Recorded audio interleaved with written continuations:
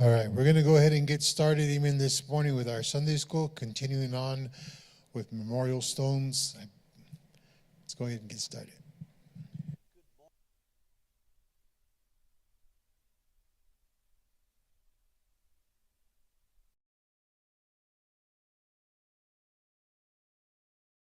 Of Joshua, chapter 4, we're going to continue in the series entitled Memorial Stones. I am telling the story of our church and our fellowship, where we came from, and we're learning lessons about why we do what we do, the way that we do things. And this is called Memorial Stones. The title is based on this verse we're going to read, Joshua 4:4-7.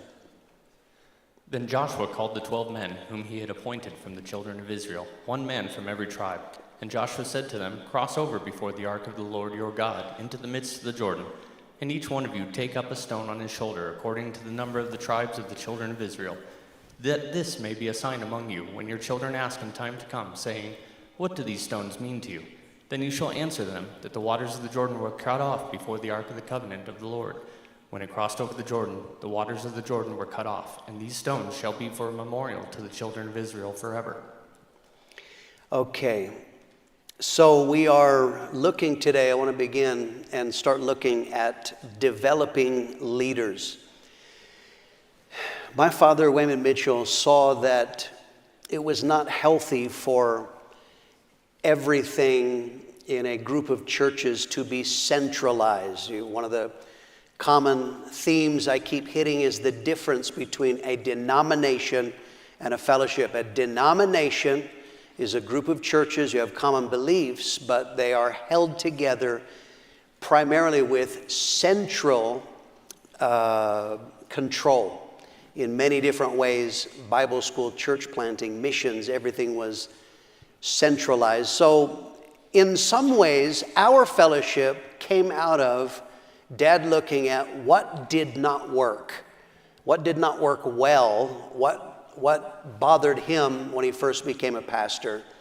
So examining biblically. So one of the things is that he deliberately, from early days, began to decentralize. We talked about how he split off conferences, started conferences initially in Flagstaff and Tucson, with the deliberate aim of making sure that people didn't view everything in the world has to be okayed from Prescott. He saw God's plan in discipleship, raising up workers for ministry, but he understood that discipleship is not just developing men to preach, but ultimately what you want is you want to develop leaders, men who could assume roles of leadership. And so in the late 70s, Dad started gathering some men in some meetings. These are men that he saw in them leadership potential. Started meeting with them once a year, would meet in Phoenix before the Winter Bible Conference in January.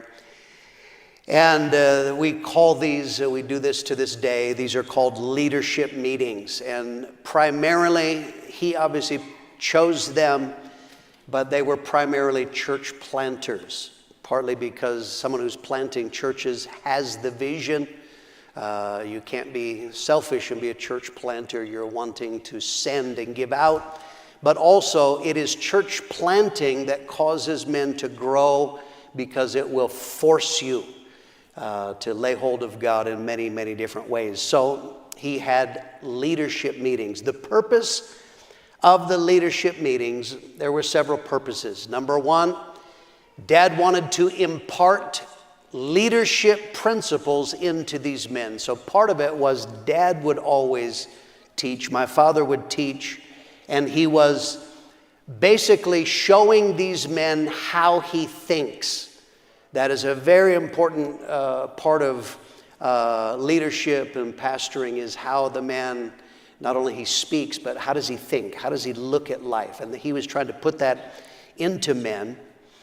But the second major part of leadership was that he wanted these men to wrestle with issues that were causing trouble in the fellowship, whether they were current issues or whether they were things that he could see down the road. That's a part of leadership. You not looking just at today, you're looking ahead. Here's a Bible principle. Revival brings life, and life brings problems. Okay, let's think about Acts chapter 15. The book of Acts is a pattern of revival, the move of God. What started happening is God is pouring out his Spirit. People are getting saved. This is the era of the Holy Spirit. Gentiles started getting saved. Churches started growing in different places. This is a wonderful part of the life of God. But as a part of that life, now you have Jews and Gentiles that are forced together in the church, which is God's plan. But what happened, Acts 15, you started having Jews who said, wait a minute, these people are eating ham sandwiches. They like bacon. They must be from hell. Now, actually, they were talking about circumcision and some other Jewish law principles. So they started saying to these on-fire Gentile, non-Jew converts, you can't really be saved unless you're circumcised and you follow Jewish food patterns. So this created a crisis. This is tension between, if you're a Gentile, you get saved, and you're a man, you're not very excited about the idea of getting circumcised as a mark of salvation. And so this is a conflict. So what happened in Acts 15, they had the Jerusalem Council. We are not congregational. Okay, you understand the different types of church governments. How are churches structured? You have eldership, you have board-led, you have congregational, which is everybody voting. How do you think the church should be run? I got an idea. In that form, you get a strong personality, and he drives even if he's not wise. We are a pastor-led church, but we are also led in a larger sense now in our grouping of churches by leaders. Acts 15, the answer for the apostles was, we need to have some leaders meet together. Let's hash this out. Let's wrestle this idea through. Do Gentiles have to follow Jewish law in order to be saved? And they said it's leaders that have to do that. Acts 15, verse 6. Now the apostles and elders came together to consider this matter. Okay, we're going to settle it for all of the churches, but who is going to decide? It needs to be leaders. We're not going to vote. We're not congregational. We're led by men of God, but these men met together to discuss it, and then they came to a decision. No, you do not have to follow the Jewish law in order to be saved. So this is what leadership began. We had life. The churches are growing rapidly. I don't remember what number we were up to last time we met. I told you I'm giving you the numbers as we go along. We're rapidly growing, and so we discovered, just like the book of Acts, life brings trouble. Life brings conflicts. Some of these would be simple, such as we started planting in big cities, multiple churches in the same city. That's great. There's millions of people, plant more than one church. So, but here was a common problem that started arising. You have an existing church. A brother comes and wants to put a church, and he puts a church 2 blocks from the existing church. So now this causes a fight. Now they're fighting for the same buildings. They're outreach in the exact same areas. So now you got guys, they're mad at each other. They're coming to conference, and they want to fist fight. We got some pretty rough dudes saved. So this is a conflict. So this is very simple. We had a leadership meeting. What do we do about that? We discussed the issues, and we came to common. The Bible doesn't say thou shalt be 2 miles from your brother. But leaders met, and they said, it doesn't make sense. If you're going to plant a church in an area where there are existing churches, your church needs to be at least 2 miles away. That's wisdom. That's common sense. Marriage. This is a very simple one in early days. Is now we had multiple churches, so conference. Remember, we have church Bible conference, and dating service. There are people, that's how they view conferences. They come together to get a wife, to get a husband. So we started having ladies from one church, men from another church, they get married. And so this was a simple problem, is you'd have a great disciple. He is on the path to preaching, but he met a girl from another church, and that pastor was saying, yeah, come, this great disciple, you need to move here. If you want to marry this girl, move to my church. And so in some cases that would disrupt the program. So again, this is a conflict that's not going to work. So leadership, what do we do about this? We came to conclusions.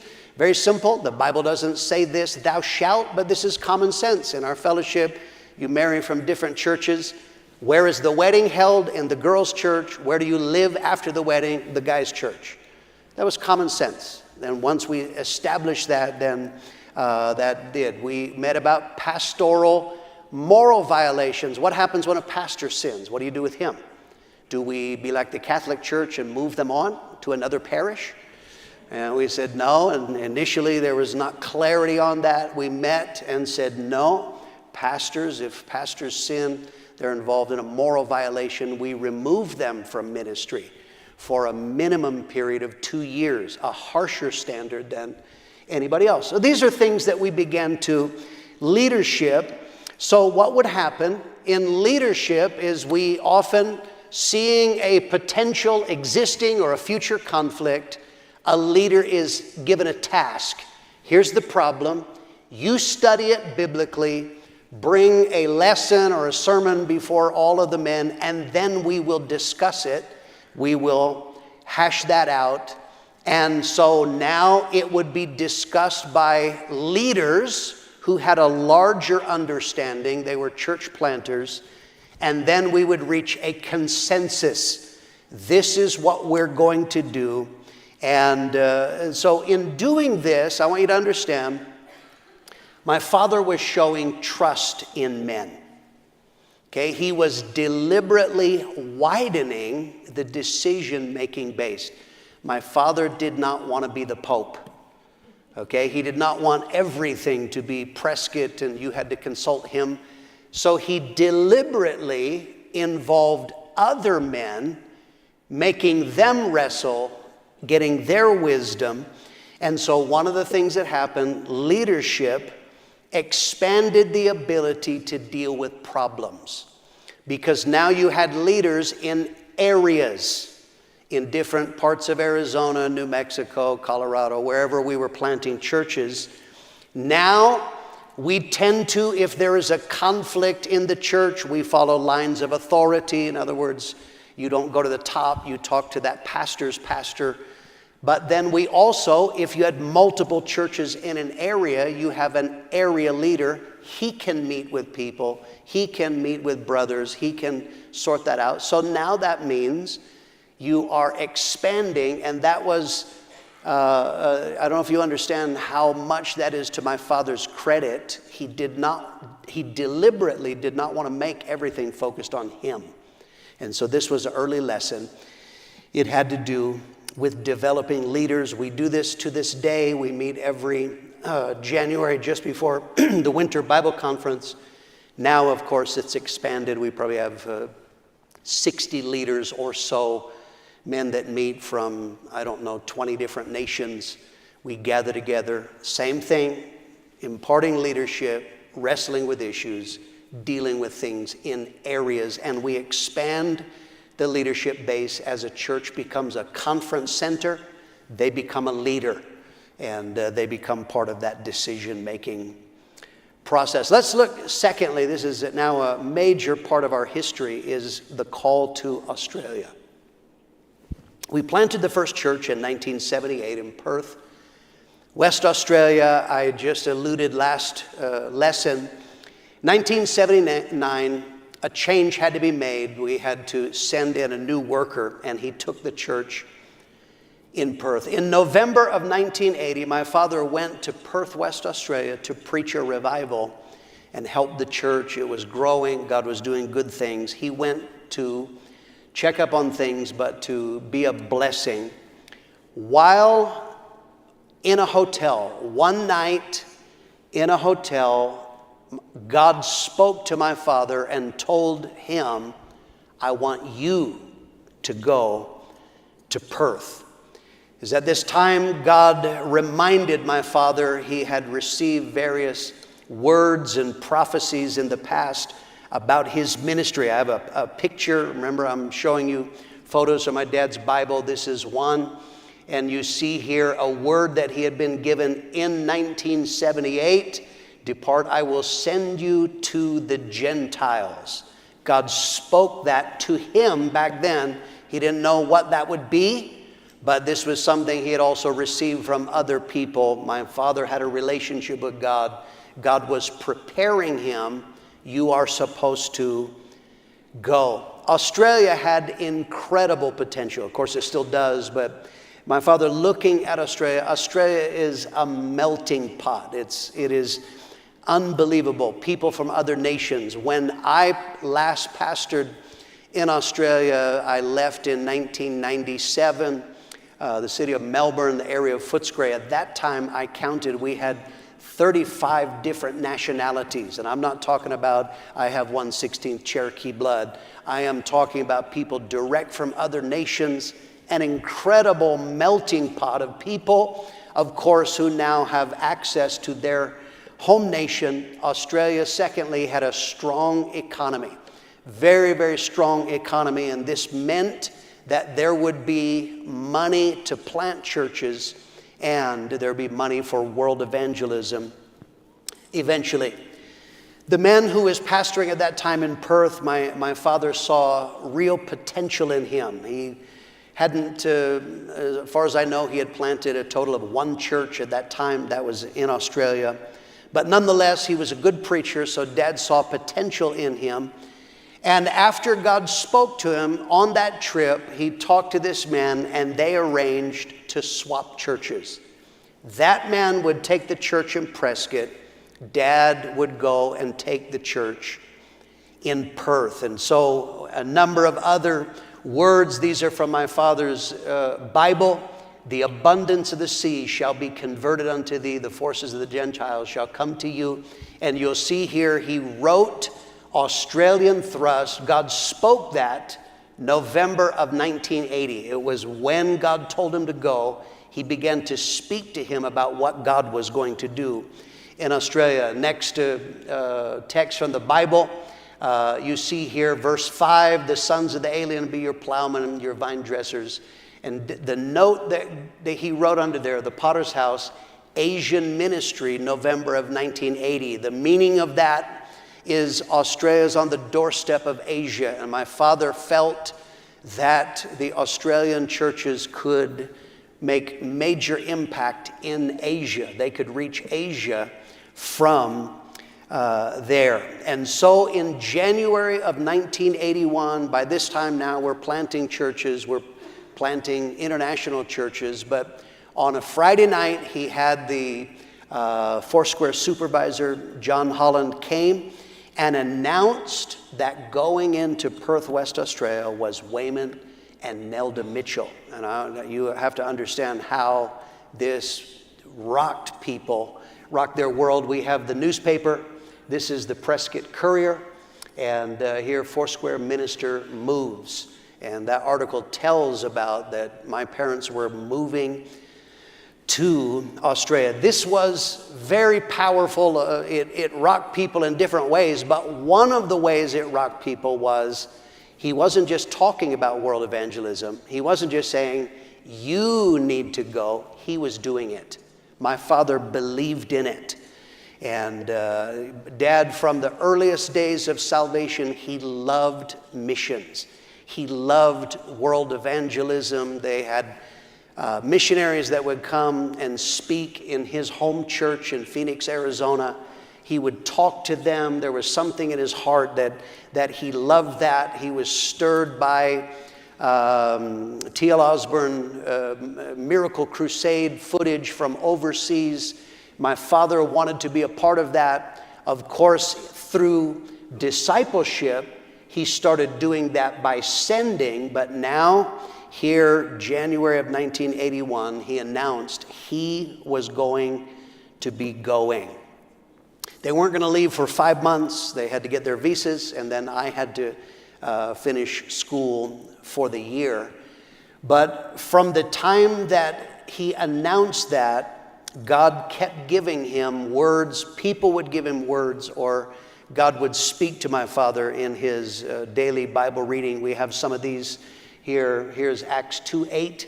Ask of me, and I'll give you the heathen for an inheritance, the uttermost parts of the earth for your possession.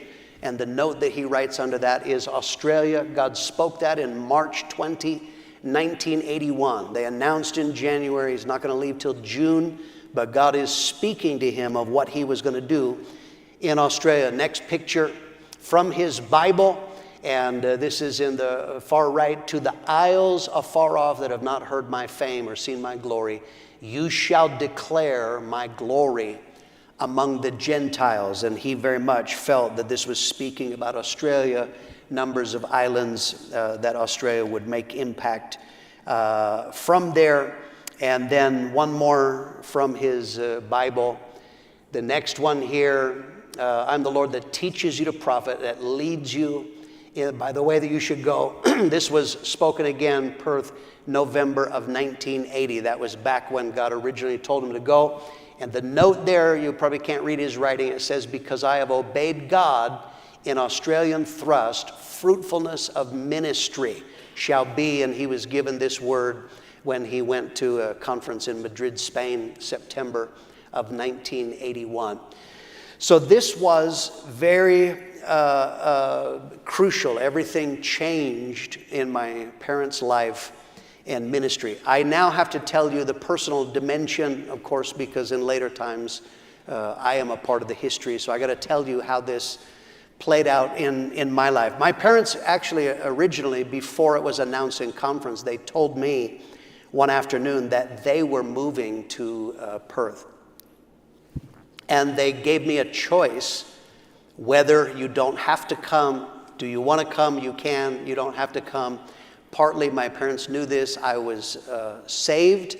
I had left my sin. I still had rebellion in there. And so my father was wise. He knew that if he forced me to come, I was a minor. I was 16 years old at that time. I probably would have resented it. And originally my instinct was no way. I only had 4 months of high school left. I had taken extra classes. I had no interest in moving to a new nation, trying to fit in a new culture and finish high school. So I said, I do not want to go. And so my father made a plan, made it possible for me to be able to stay. At that time, as I have mentioned in sermons, from the time I was a little kid, I was 5 years old when we came to Prescott.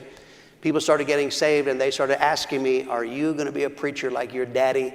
And the answer was absolutely not.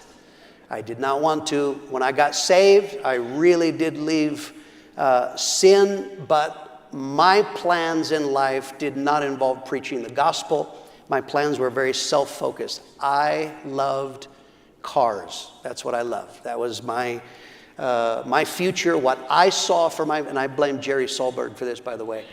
When I got saved, I had a foolish friend named Jerry Solberg who taught me to drive in a Corvette. So that shows you how foolish he was. But nonetheless, my future was going to be cars. I intended on working on cars and selling cars. And basically, that's all I saw. It was going to be cars, and that was going to be my life. Now, here's a lesson I want to give you.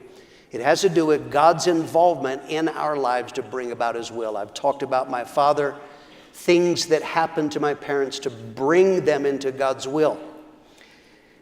I was resistant to the idea of preaching the gospel. As I said, I love cars. I have a picture. My first car was a 1969 Pontiac GTO. This is not the exact model. This is slightly different, but that was my car. It was a 400 small block Hearst 4-speed, hydraulic headlights.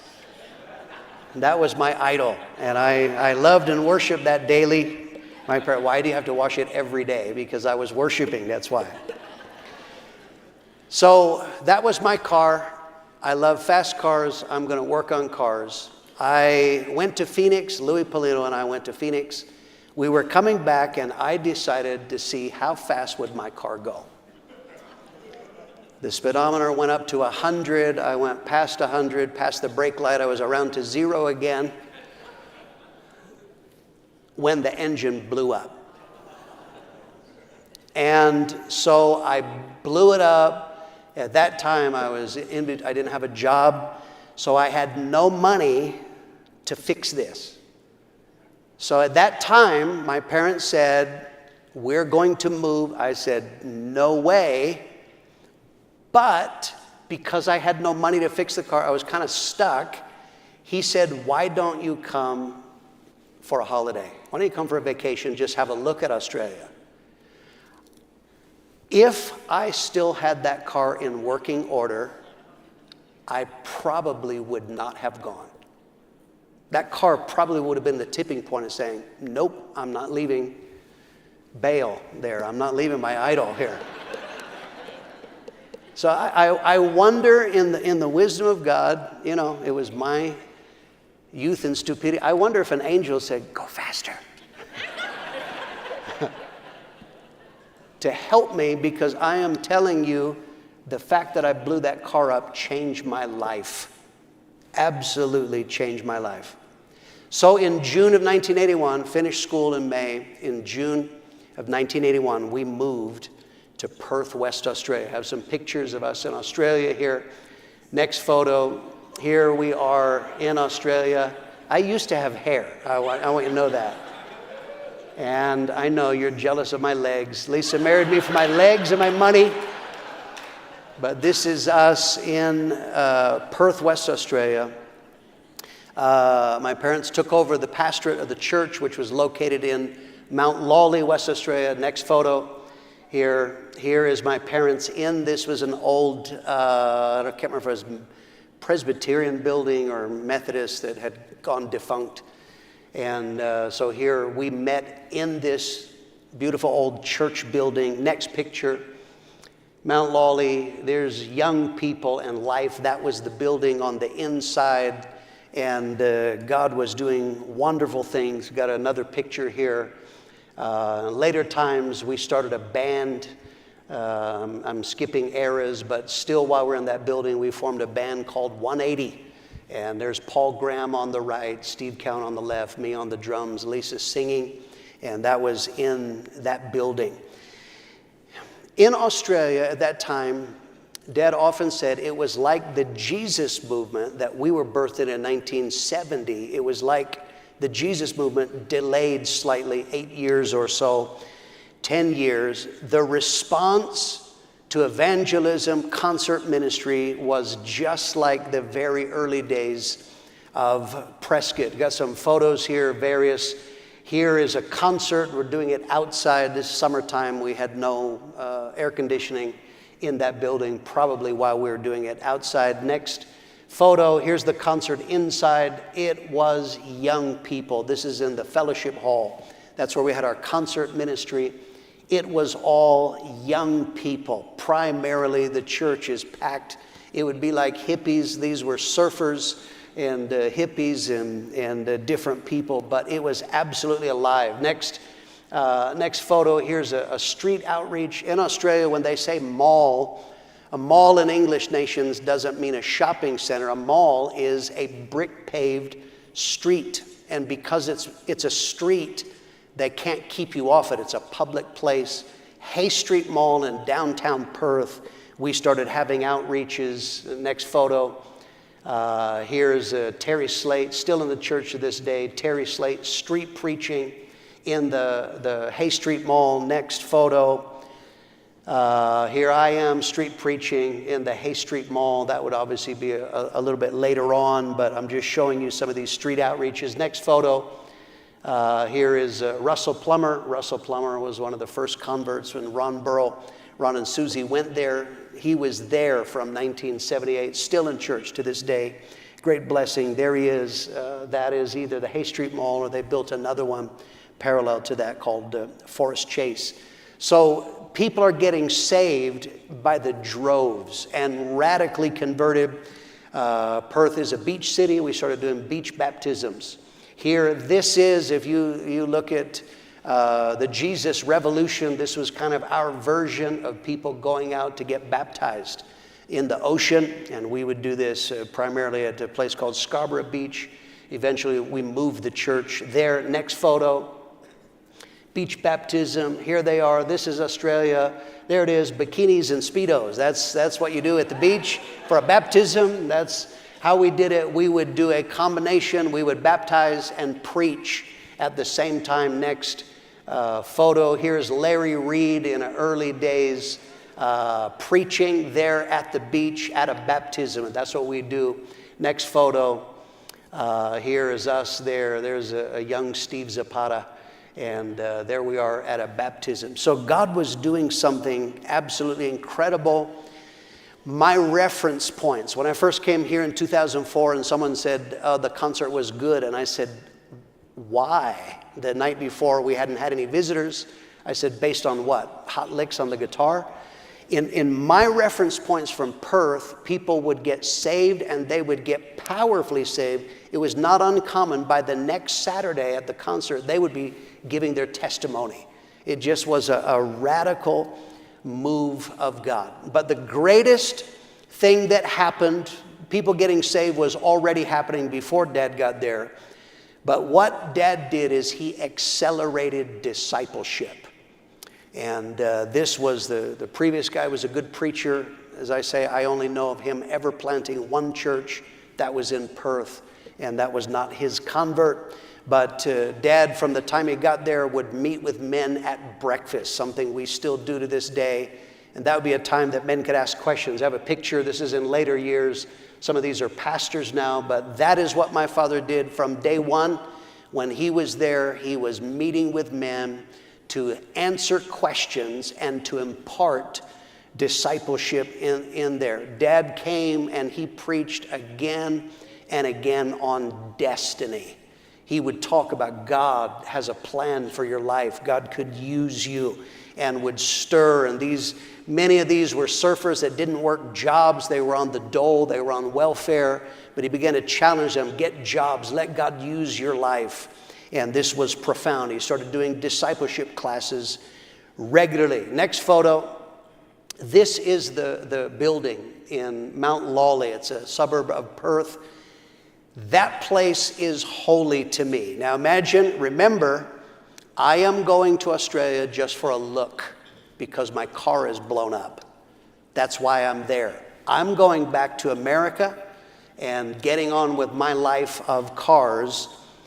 In that building, just weeks after we arrived, my dad did a men's discipleship class on how to study and how to put together sermons. That has nothing to do with me because it's not cars. It has nothing to do with me. I'm never going to do that.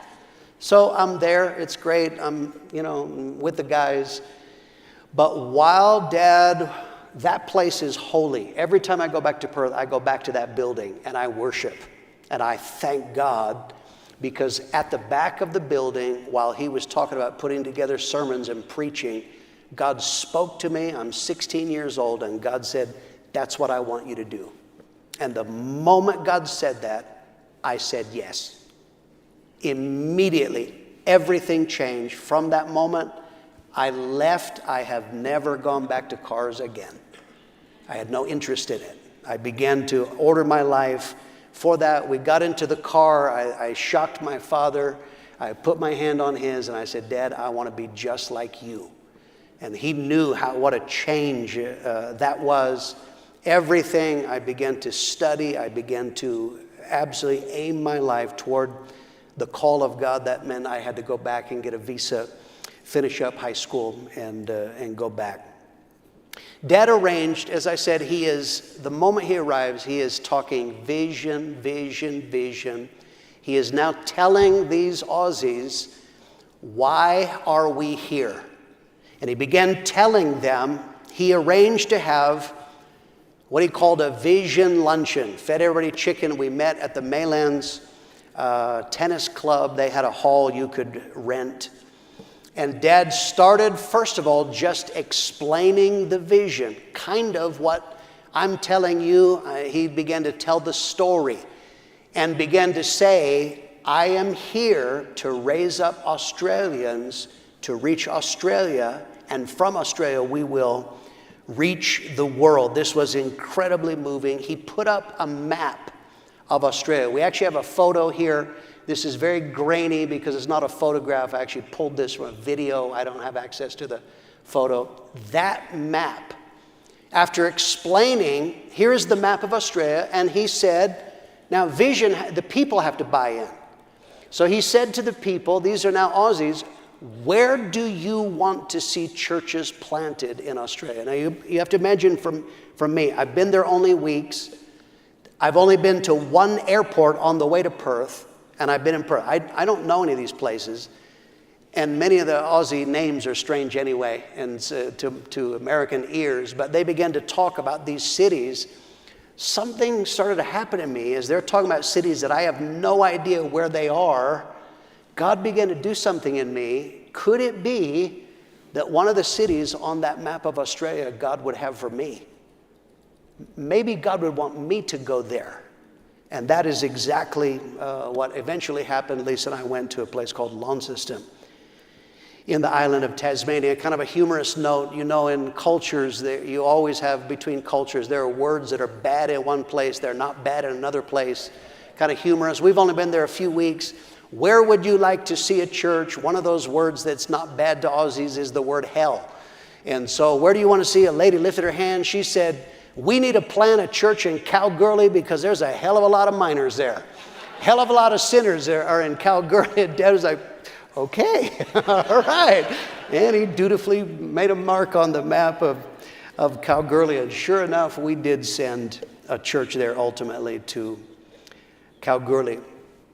The moment Dad came, 81, he had the first conference in February of 82. He is there to plant churches. He didn't waste time. He had only been there from June to February, 8 months. And we had the very first conference in February of 1982. We've got a picture. Here is the stage. It was so packed, people had to sit. That's back the old choir in the Presbyterian church. This is jam-packed.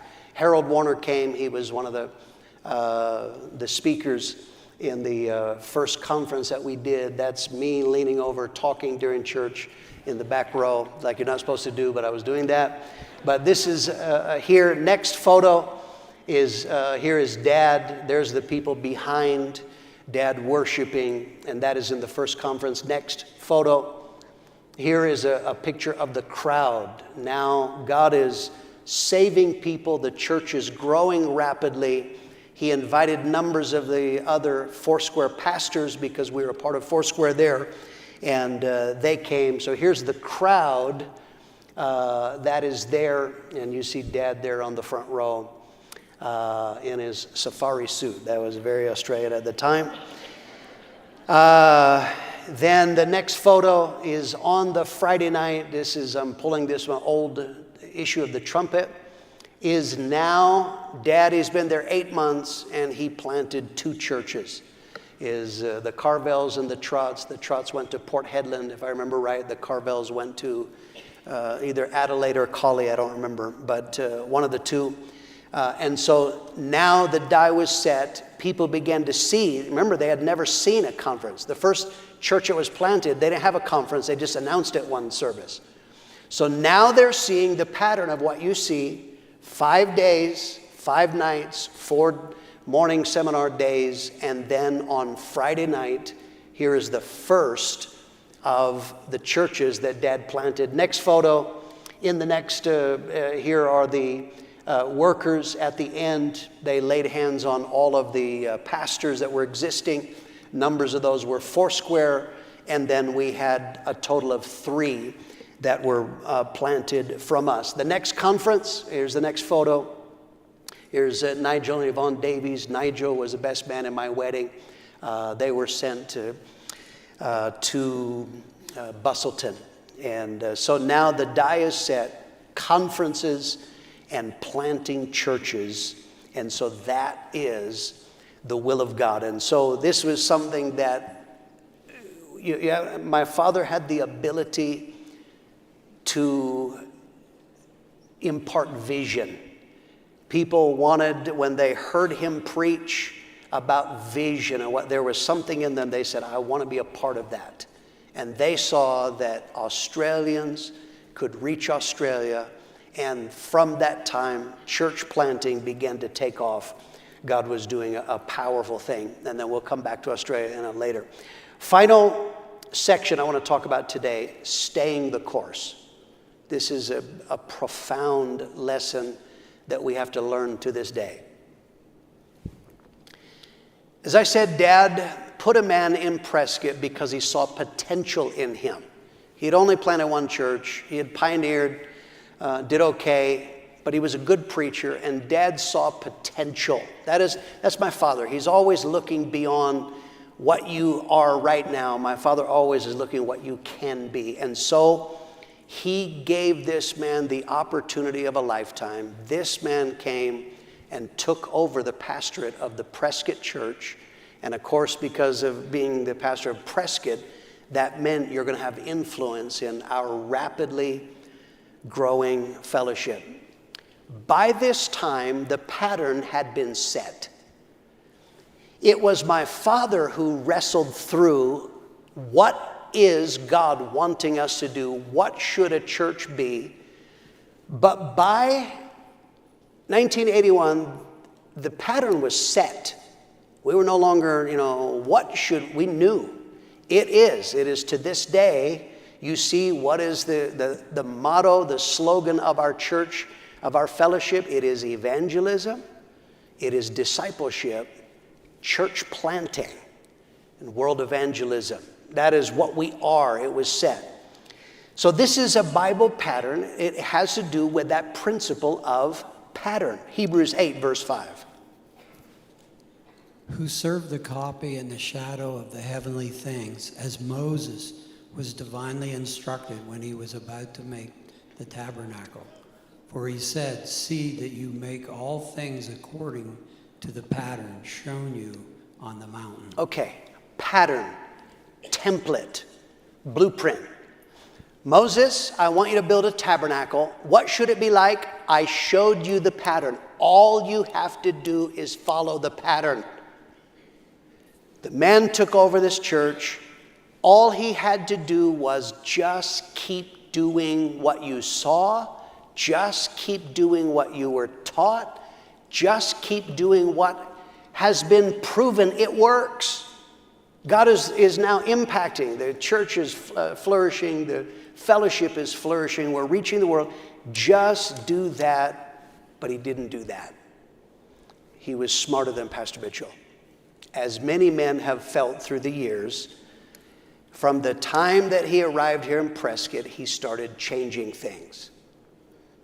He was going to do things better. Immediately, he lessened outreach and started changing some of the outreach focus. He took over the leadership of Prescott. Another man took over at the exact same time, took over the leadership of the conference church in Flagstaff. Both of these men, they became enamored with the church growth movement. And you have to understand how this is dumb as a box of rocks. In those days, you couldn't even watch a video. You couldn't even go to a website and see. They read a book and they saw a couple of articles in a magazine. And so they proposed to change the fellowship from what was proven. Let's follow these guys that I don't even know who they are. And we're now going to do things like they say because I read it in a book. Do you understand how dumb that is? But this is the problem. He began to change. He made some unwise decisions, both in the church and in the fellowship, caused people to lose trust. And so what began to happen, my father began to hear that there were rumblings of trouble in the Prescott church and among pastors in the fellowship, that the end result is ultimately you can have a split or you can lose the work of God in the church or in the fellowship. So my father had to make a very difficult decision. When he went to Australia, he loved it. That is what he wanted to be from the time he was a new convert. He wanted to be a missionary. And now he is starting to plant churches. He's reaching people that have passports to other nations. He saw himself staying there for life. But now he saw, I am going to have to come back to Prescott. I cannot let the work of God be derailed because what I want, what I would prefer, that's my dad's feeling, was to stay in Australia, but I can't let the work of God be derailed. So he said, I have to come back. And he took the church back over in Prescott. He had only been there about 18 months, and he made that difficult decision, wound up leaving a man in charge in Perth, and my parents returned to Prescott. They told me that they were going back to America, and by that time I said, no, my future is in Australia. We actually have a picture of the farewell. This is the farewell with me with those big curls. And here is me and my mom saying something witty, no doubt. Lisa's behind me, and that is actually at the farewell. By this time, I had a job in Australia. I was doing an apprenticeship. I was involved in ministry. Lisa and I played in bands. And then Lisa and I were now headed for marriage. Here's a picture, next photo, of a young Greg and Lisa. And here we were headed for marriage. We were I met Lisa in church. I first started talking to her on outreach, in prayer meetings. We are going to do the will of God, and we're going to do it together. So when my parents said, we're going back, it was an easy decision. I knew that my future then was tied to Australia. They left, I stayed in Australia. From that time, the vision that God had given my father, it began to multiply. God's plan in the earth is multiplication. It is not just getting people saved, training them for ministry, or even just planting churches. It is that churches plant churches that plant churches. And now you have a multiplying power. Genesis 9, verse 7. And as for you, be fruitful and multiply. Bring forth abundantly in the earth and multiply in it. Okay, this is God speaking to Noah. His plan from the beginning is multiply. If one church is doing right, getting people saved, making disciples, and planting churches, that's not enough. You can't reach the world. But if you plant a church that they're getting people saved, they're making disciples, and they're planting churches, meanwhile, the original church is planting churches, they plant churches, and they're getting people saved, making disciples, and planting churches. Now you have a multiplying power. Now this is exactly what happened is in our fellowship. Now we had multiple churches planting churches, and those churches started planting churches. We have up on the screen. Now we get up to 1983. By 1983, this is only 10 years after we started planting the first church in Wickenburg. By now there were 165 churches planted. And so the work of God is multiplying. And that is the power of, truly the power of our fellowship is every church when we send them out. And you heard me give a charge to Manny in Sunday school, and when we sent them out, Manny, you are there to make disciples and plant churches.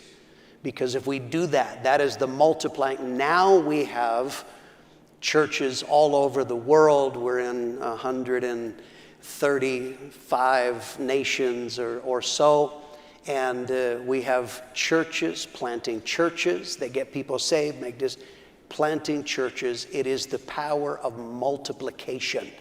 And that is the strength of our fellowship, is the multiplying power of God. So you see here, we're up to 1983. And now, only 10 years after we started planting churches, from one church, now there are 165. And that was growing rapidly because Many of those that had been planted were now planting out, and some of those started planting their own. The multiplying power is the strength of our fellowship. So this is just a few lessons of where we come from. I'm going to talk here at 10:30. Very, very powerful history, amen, of church planting. So we'll start our service at 10:30.